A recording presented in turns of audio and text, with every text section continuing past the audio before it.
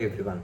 This is Guru Charan Das Adepu, lecturer in Marketing Management, Government Degree College, Siddipet Autonomous. Today we are discussing a topic leadership. Okay. Leadership is an important element of directing functions of management. Wherever there is an organized group of people working towards a common goal, some type of leadership becomes essential. The power of leadership is power of integrating. The leader stimulates what is best in us. He unites and concentrates what we feel only groupingly and scatteringly. He is a person who gives form to the utilized energy in every man.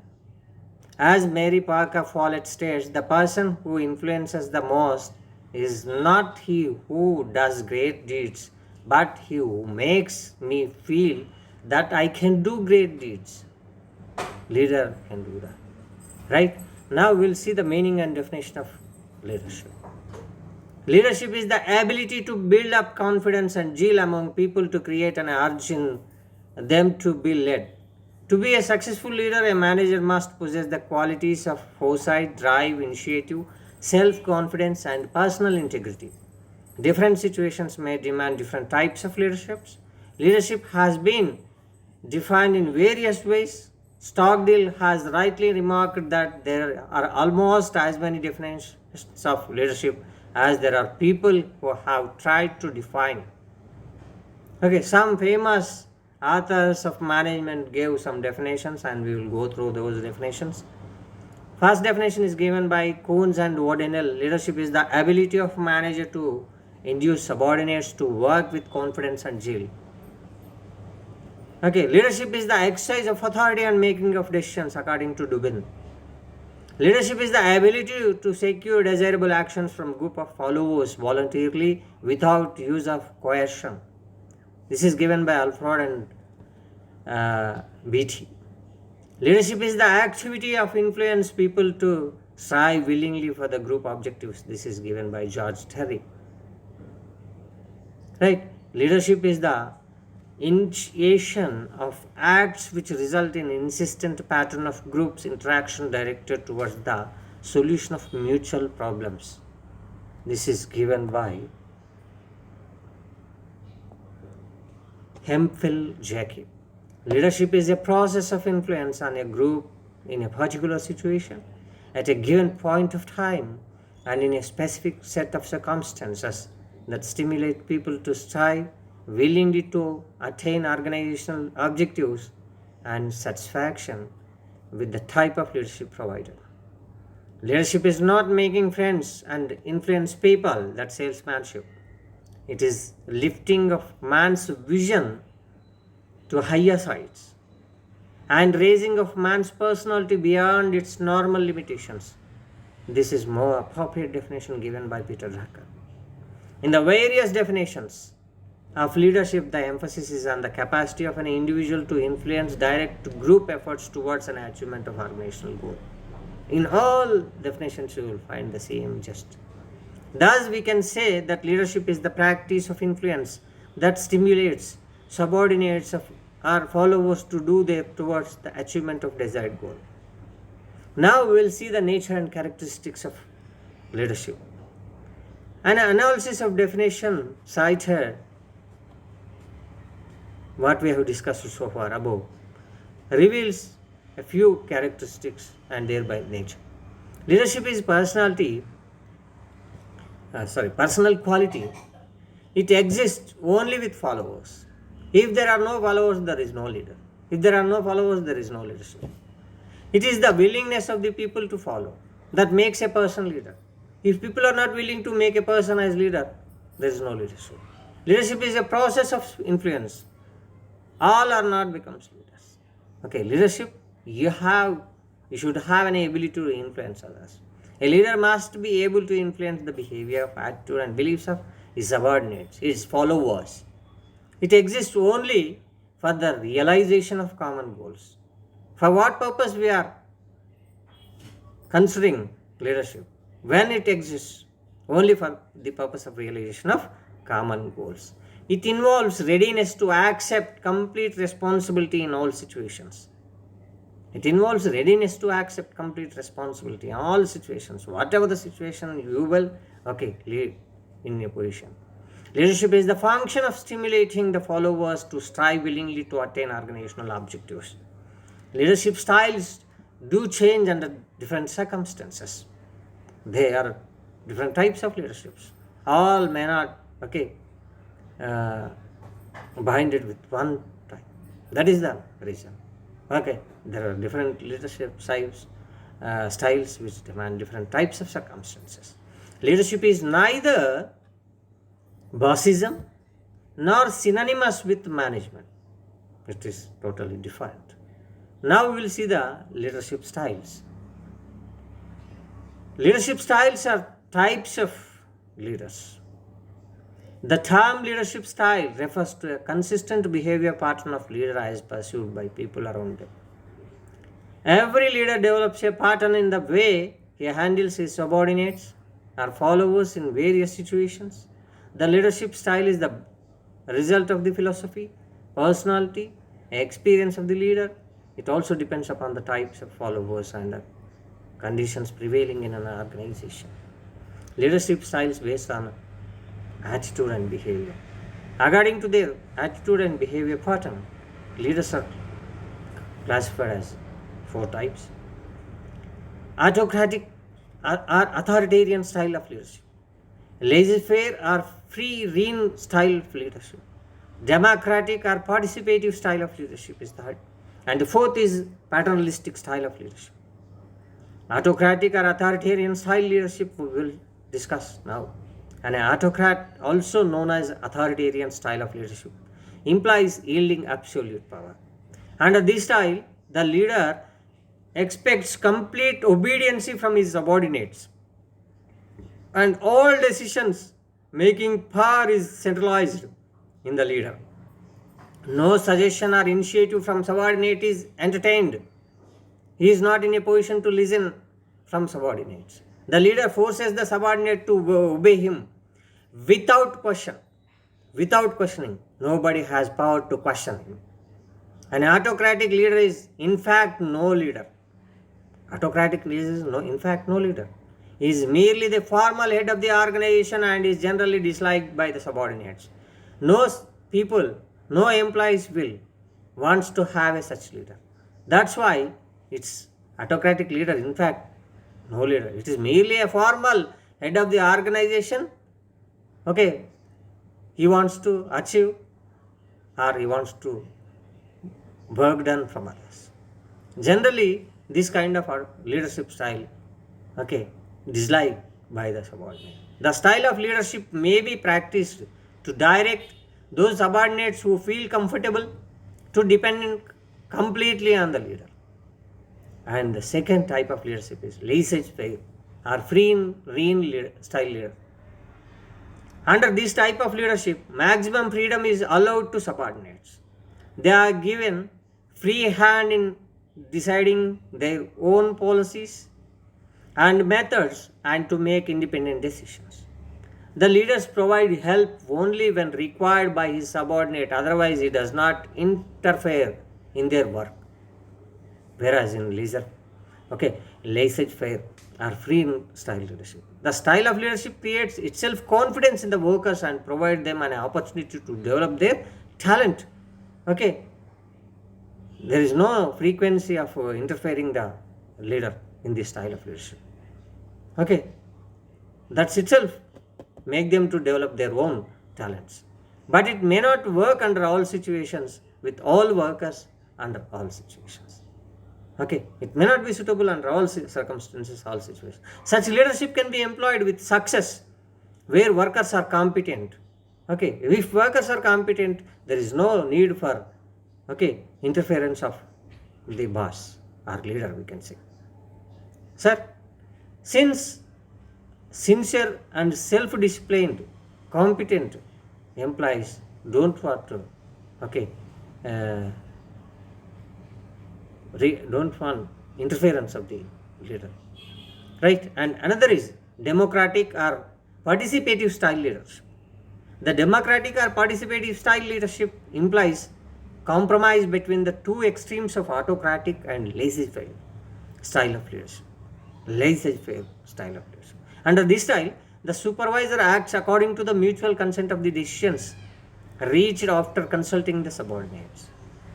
Okay, there is a lot of difference if you observe all these things. Subordinates are encouraged to make suggestions and take initiative. Okay, that will give opportunity to them participate in the decision making process. It provides necessary motivation to the workers by ensuring their participation and acceptance of work methods. Mutual trust and confidence is also created, resulting in job satisfaction and improved morale of workers. It reduces the number of complaints because they are participating, they are giving suggestions in such a manner that will reduce the number of complaints from employees' grievances, because they are also the part of that particular thing. Industrial unrest and strikes will be reduced. But this style of leadership may sometimes cause delay in decisions and lead to indiscipline in workers. Okay, and next, paternalistic style leadership. This style of leadership is based upon sentiments and emotions of people. Paternalistic leader is likely a father to his subordinates. That's why we call paternalistic. Okay, he is like a father to his subordinates. He will act like a father. He looks after the subordinates like a father looks after his family. How the family is managed by the father, how he looks after his family. The subordinates are looked after by his boss, that is leader. That's why we call it as paternalistic style of leadership. He helps, guides, protects all of his subordinates, but under him no one grows. It seems very good, but under paternalistic style of leadership, no subordinate will grow. There is no progress for them. The subordinates becomes dependent upon the leader. They don't, of course, he is like father, but he is not giving an opportunity to grow themselves. They have to depend upon the parents. In the same manner, they have to depend upon the leader. This is one topic. And second,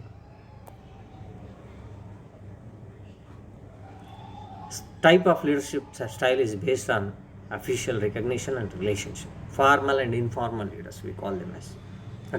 Leadership style based on official recognition and relationship. What relationship is there among the manager and other employees? It is formal. That's why, from the viewpoint of official recognition from top management, leaders may be classified as formal leaders and informal leaders. First, we will discuss formal leaders.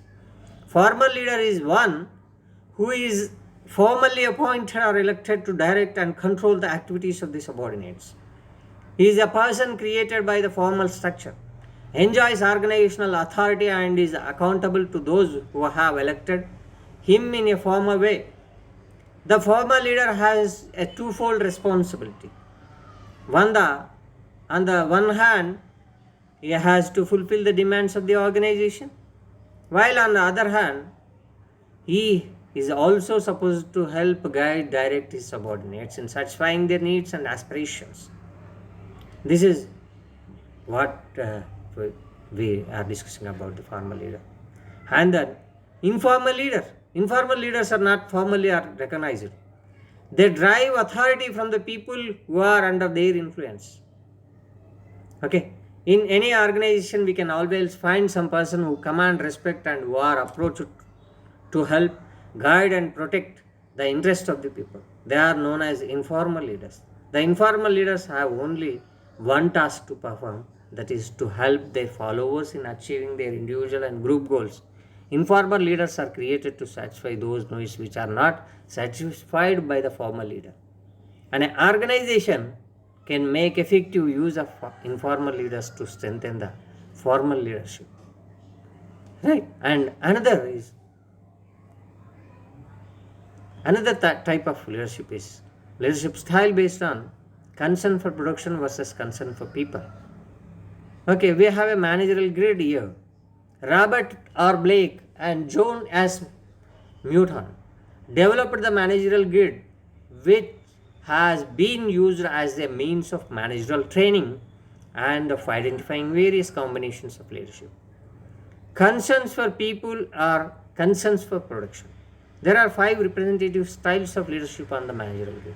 Managerial grid is nothing but a table, okay, which contains different ranks, numbers, that is from concern for people to concern for production. Concern for people production is taken on horizontal line from low to high, same ranking is given 1 to 9, and whereas on vertical, okay, it was given 1 to 9, but on the vertical line we take concerns for people.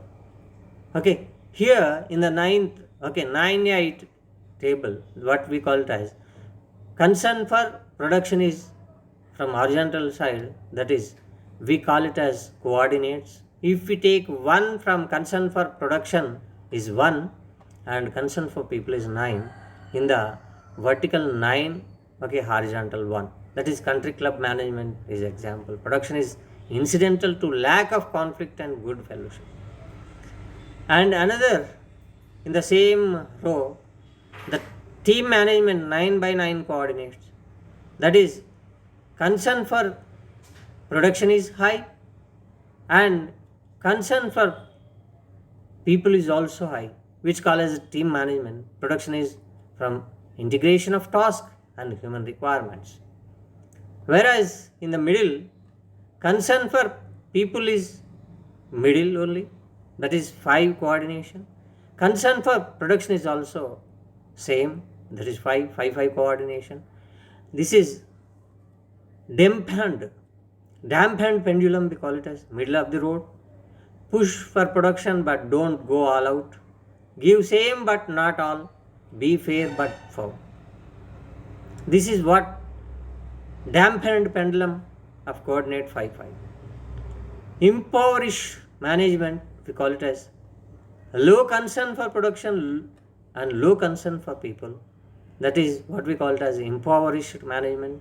The coordinates are 1. Effective production is unobtainable because people are lazy, apathetic and indifferent.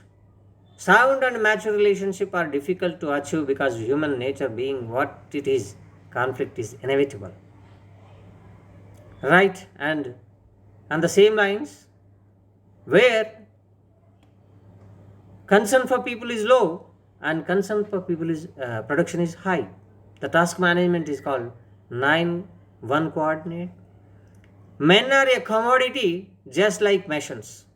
A manager's responsibility is to plan, direct, control the work of those subordinates to him. We'll discuss the same in detail. Impoverished management, the first style, the coordinates are 1 and 1. Is impoverished management under which the manager is least concerned with either people or production. Exertion of minimum effort to get required work done is appropriate to sustain organizational members. And country club management is another. The country club management, as shown in the grid, 1-9 coordinates, is one in which the management leaders, what we call them as, have great concern for their people but lack of production orientation. Thoughtful action to needs of people for satisfying relationship leads to a comfortable, friendly organization atmosphere and work tempo. Another is task management.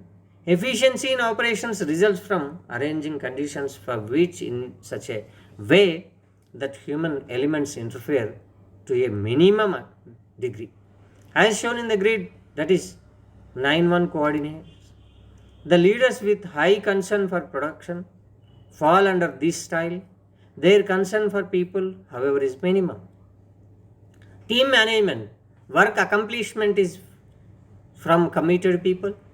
Interdependency through a common stake in organization purpose leads to relationships of trust and respect, as we have seen in the 9-9 coordinate. The leaders have high concerns for production as well as people fall under this style. Middle of the road, adequate organizational performance is possible through balancing the necessity to get out work while maintaining morale of people at a satisfactory level. This has been shown in the grid at 5-5 coordinate. The leaders of this style have medium concern for both people and production and try to maintain a balance in the two. The managerial grid implies that most desirable leader, the most desirable leader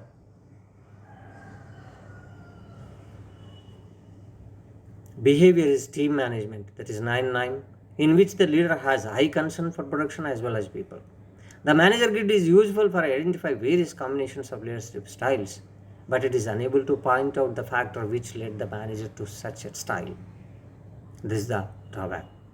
And now we will discuss another style of leadership, that is leadership style based on the decision making. Likert system management, we call it as. Rensis Likert was the director of Michigan Institute of Social Research, USA.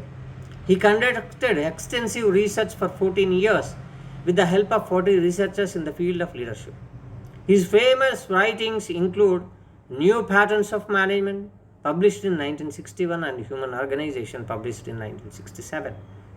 Likert treats the organization as a complex system based on the principle of supporting relationships, in which decision making, leadership, motivation, communication, and control move together. He was of the view that these variables are measurable and could be related to production and profit over time.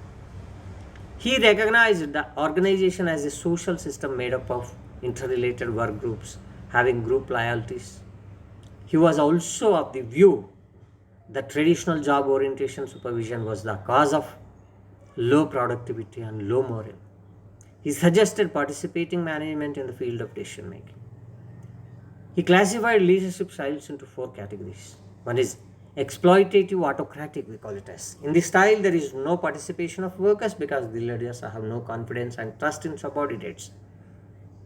And benevolent autocratic is another. There is no proper confidence in subordinate and the relationship is that of a master and servant. And another is participative. The subordinates are allowed to participate, allowed to participate in decisions involving their lives. Leaders does not have full confidence in them. Lastly, democratic style of leadership. It is the style, the confidence and trust in subordinates is full and they meaningfully participate in decision making. Likert has used a continuum of 4 managerial systems, that is from system 1 to system 4. Table given here explains the same, the characteristics of the management leadership system. Right, what are the Likert system of management leadership is? Leadership variable, confidence and trust in subordinate, system exploitative, as we have already seen, has no confidence, trust in subordinate, system to benevolent autocratic, he has condensed confidence and trust such as master has servant, and third, substantial but complete confidence and trust, still wishes to keep control of decisions.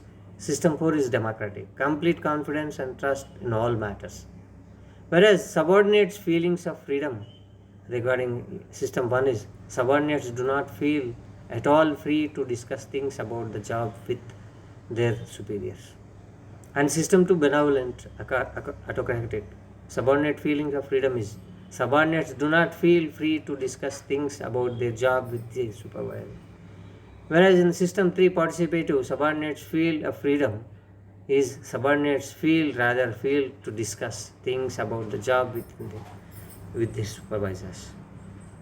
System democratic, if you see, subordinates feel completely free to discuss the job with their superiors. Whereas if you take the leadership variable, superiors seek involvement with the subordinates. In the system 1, seldom gets ideas and opinions of subordinates in solving job problems. Sometimes gets ideas and opinions for subordinates in solving job problems. In system 3, usually gets ideas and opinions and usually tries to make constructive use of them. System 4 democratic, always asks subordinates for ideas and opinions and always tries to make a constructive use in them. Right? which we have discussed here. And now we'll discuss what is the importance of leadership. The importance of leadership in any group activity is too obvious to be overemphasized. Whenever there is an organized group of people working towards a common goal, some type of leadership becomes essential. Lawrence A. Apili remarked that the time had come to substitute the word leadership for management. Although the concern for leadership is as old as recorded history, it has become more acute during the last few decades due to the complexities of production methods, high degree of specialization and socialization changes in the modern organization. A good dynamic leader is compared to a dynamo generating energy. The changes and attractiveness the entire group in such a way that near miracles may be achieved. The success of an enterprise depends upon the greater extent upon effective leadership. Okay, importance of leadership can be highlighted with a few points. It improves motivation and morale. Though dynamic leadership managers can improve motivation and morale of their subordinates, a good leader influences the behavior of an individual in such a manner that he voluntarily works towards the achievement of an enterprise goals. It acts as a motive power to group efforts. Leadership serves as a motive power to group efforts. It leads the group to higher level of performance through its persistent efforts and impact on human relations. It acts as an aid to authority. This is another important factor that highlighted the leadership. The use of authority alone cannot always bring the desired results. Leadership acts as an aid to authority by influencing, inspiring, and initiating action. It is need at all level of management. Leadership plays a pivotal role at all levels of the management, cause in the absence of effective leadership, no management can achieve the desired results. Right? And it rectifies the imperfectness of the formal organization relationship. No organizational structure can provide all types of relationships, and people with common interests may work beyond the confines of formal relationships. Such formal relationships are more effective in controlling and regulating the behavior of subordinates. Effective leadership uses these informal relationships to accomplish the enterprise goals. Another is it provides the basis for cooperation. Effective leadership increases the understanding between the subordinates and the management and promotes cooperative among them. Okay. Now we'll see process or techniques of effective leadership. Okay. A few points we will discuss for techniques of effective leadership. The leader should consult the group in framing the policies and lines of action and in initiating any radical changes therein. He should attempt to develop voluntary cooperation from his subordinate in realizing common objectives. He should exercise authority whenever necessary to implement the policies. He should give clear, complete, and intelligible instructions to the subordinates. He should build up confidence and zeal in his followers. He should listen to his subordinates properly and appreciate their feelings. He should communicate effectively. He should follow the principles of motivation. That's why leadership is the art of accomplishing more than the science of management. When we look at successful organizations around, we observe that one attribute which gets them apart from unsuccessful organization is dynamic and effective leadership. Lack of. Some leaders are known as success and effective leaders because they have a desire to lead by challenge, coaching, and building confidence in people to achieve their best performance.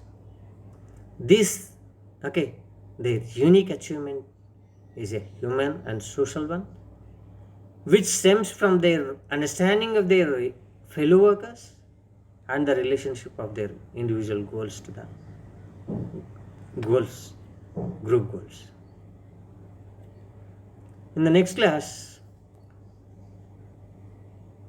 we will discuss effective leaders of the all the effective qualities of the leader. We will discuss in the next class. With this, I'll end the session. Thank you for listening.